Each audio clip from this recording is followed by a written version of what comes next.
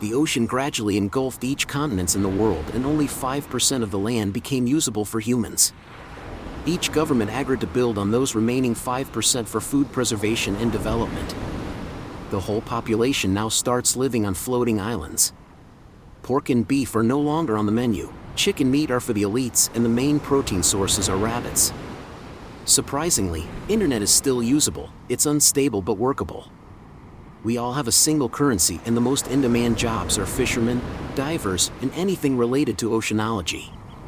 Our cities float, so there are no specific coordinates for countries anymore, eliminating the need for national borders. Although the population are scattered in different colonies, we all live in a single governance. So tariffs are no longer an issue. Crimes are all-time low. Just petty quarrels and misunderstandings. The world is surviving, and we are moving forward to phase 2 for our civilization. Although 95% of Earth are covered with water, we identified that 30% of it are somehow reclaimable. We started building small dams around the area that are submerged not more than 3 feet of water. These allow us to build site support facilities like water reservoirs, electrical stations, factories, and research laboratories. We also aim to develop tube structures that could also house the population of at least 1 million residents per stations.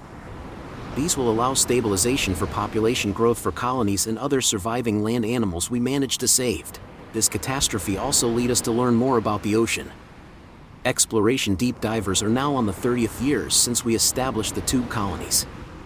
Majority of the population could survive underwater for 30 minutes without equipment, and most can also dive 100 feet easily without having their organs crushed from the pressure.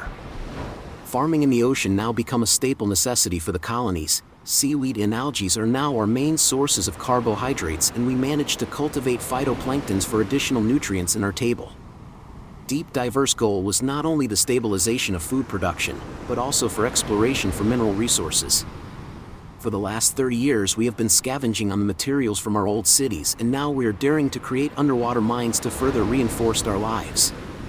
The DD projects did identified 32 spot location just 20 kilometers away from our tube colonies, and we are currently studying on how we can engineer our way to those deep mining sites.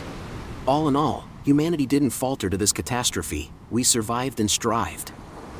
Maybe after 100 years, if greed in politics doesn't divide our colonies, we can rebuild a much stronger human civilization in this ocean compared to what we had in land.